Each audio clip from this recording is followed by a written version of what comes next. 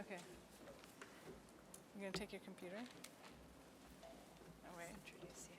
Oh, yes, right. Do you don't...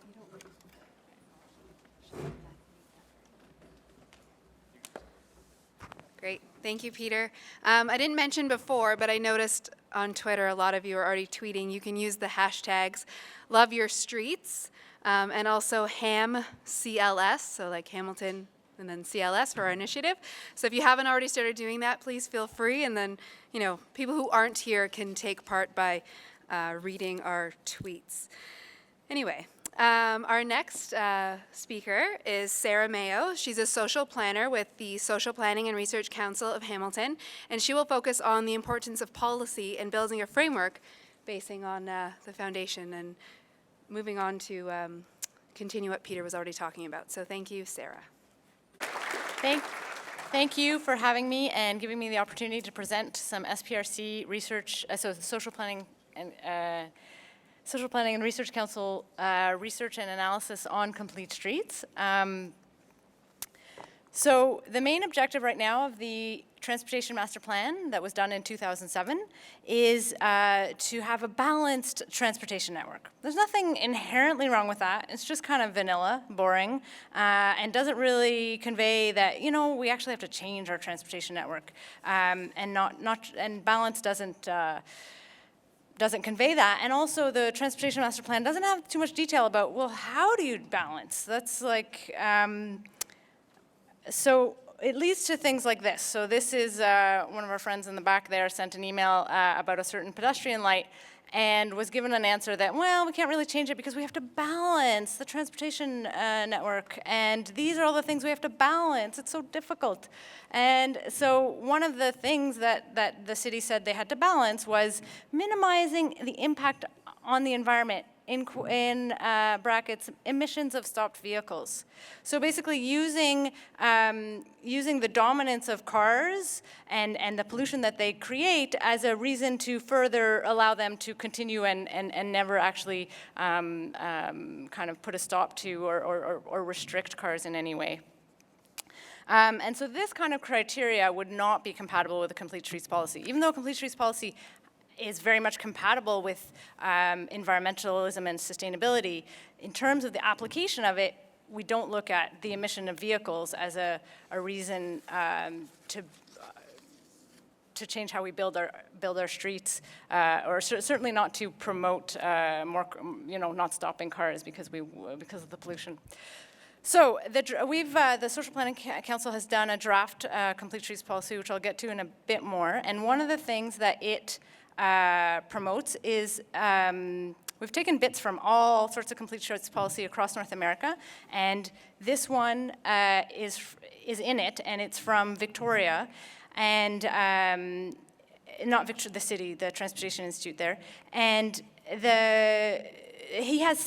Todd Littman has 6 criteria, which are really great criteria.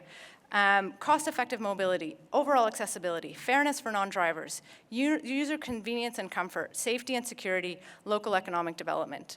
And then for us at the Social Planning Council, fairness for non-drivers is kind of one of the key reasons that we're involved in campaigning for complete streets, because it's an equity issue for us. So who are non-drivers in Hamilton? Certainly we see in the first slide, these are different groups who often face racism, discrimination in the labor market, face lower wages, and so we're looking at people who identify with a visible minority group, women, female lone parents, people with disabilities, and Aboriginals all have higher rates of using transit, walking, cycling, etc. And then we see a similar pattern with income, although cycling is kind of fairly even among all the income groups, and so it's kind of the most egalitarian, in a way, mode of transportation. Here's what am I pointing at? Here's another way to look at fairness for non-drivers. And if any volunteer here wants to do a similar picture that we could do for the King Street bus lane, please come and talk to me or Pete, because we'd love to do a similar picture. This is Ottawa. I'm going to talk a bit about how a complete streets policy would make a difference in a concrete example. In about 2 years ago, in December 2012, Kitty McLeod died at this intersection, was killed by a driver at Governor's Road and Overfield. Right by St. Joseph's Villa, there's bus stops there, there is lots of apartment buildings, major destination of St. Joseph's Villa. There is a big hill to go down to the light or up to the next light, and lots of quick traffic. And so really difficult to cross. And so people complained and said, hey, in 2010, they asked the city, please, our family members are here and we'd like to cross. And they got 600 signatures. And the city said, well, there's not really enough people to justify it right now, and we're planning to improve the road anyway in 2017. So we don't have the money to do it now. We're going to wait, or it's not urgent enough. And a complete streets policy would change that in some ways, because it would say, well, you know what? It's not just how many people are crossing the road, because you're not counting how many people are not crossing because it's so dangerous. And so we have to look at the potential projections about potential increase in users after safety improvements. And safety improvements don't have to wait until kind of major infrastructure cycles. They can be made right away in repair and maintenance activities. And then in a complete streets policy, exceptions have to be documented, publicly documented and approved at a high level, so that it's not just kind of some invisible unknown that you never can find out why, that it really becomes more public. But unfortunately, we didn't have a complete streets policy, and Kitty McLeod It died in 2012, and in 2013, the city finally installed a pedestrian island. It's not perfect. There's lots of people who still have problems with that intersection, but it's certainly a big improvement. And these are the 10 people who've died, including Kitty. And Kitty's death was a real a watershed moment, I think, in Hamilton, because there was a lot of people already involved in these issues who really kind of started being like, wow, we need to work even harder on these issues. And I think city staff, too. We've seen a lot of changes in the last 2 years, and I think Kitty's death was part of that in terms of wanting to prevent a tragedy like that. And so these are the 10 places where pedestrians were killed in the last 2 years in Hamilton. And the last one was in Dundas as well, actually. A 19-year-old was killed on Coots. And so because of these tragedies, and because everyone, we're all pedestrians, all drivers, everyone is a pedestrian. Complete Streets is really becoming a motherhood and apple pie issue. There's a lot of consensus in our community across North America that this is something that needs to change, and that's a great thing. And so we did a survey of candidates for election at the municipal election, and there was a huge percentage of people, so almost 80% of people said adopting complete streets policy, a robust complete streets policy, is very important, not just important, very important. So that was great to see. And so in the US, 600 cities have started, have adopted a complete streets policy of some kind. And this is also part of the reason why complete streets get so much consensus. How many people, so these are all sorts of tweets about over the last few months about the Canada Street bike lane, about people just, loving it in some way or another, right? It's saving their lives. It's like they're gonna, move to a house near there. And that picture, who can't smile with that picture, right? So who here has cycled the Canada Street bike lane and has felt those endorphins, has felt their mental health improve? Okay, I'm gonna take a picture of this. I gotta take a picture of that. Okay, because that's exactly it, right? We all feel that improved mental health from that kind of infrastructure. How many people have felt that same kind of feeling when driving on a highway? None, okay. Even a new highway? Did anyone feel that on the Red Hill? No? So that's part of why complete streets is a great issue to work on. Sometimes I feel like we have to make sure that we don't ignore other issues that are maybe don't give us those endorphins, but are still really important.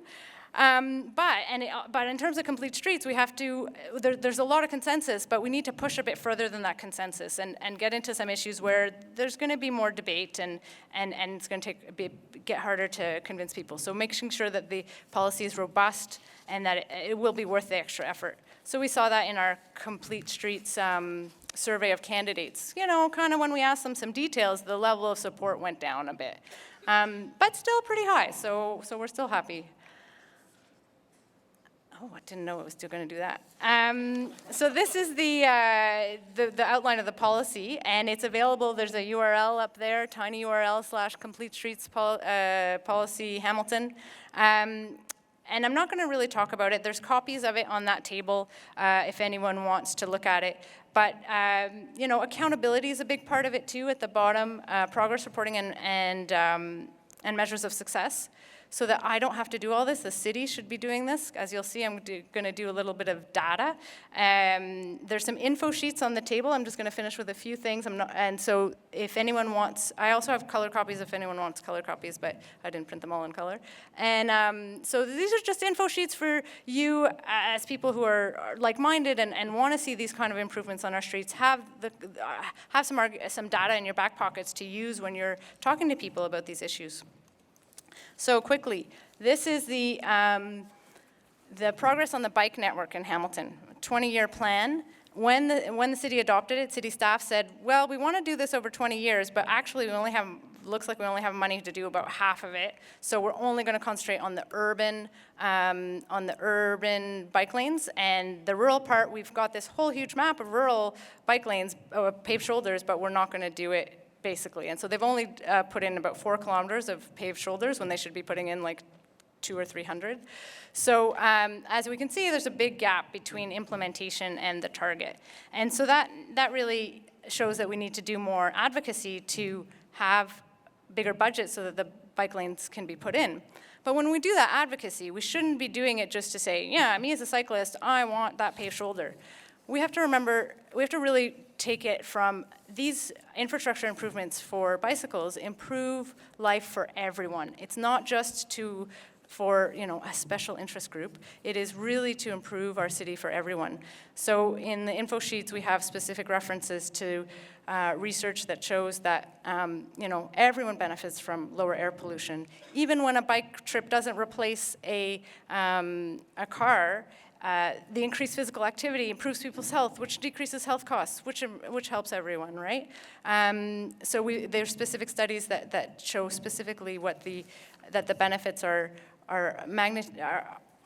in the range of 10 times bigger than the investment. And neighborhood sales at neighborhood stores increase, lower repair costs on roads, a buffer for pedestrians, so they're further from the cars. Really, bicycle facilities help everyone.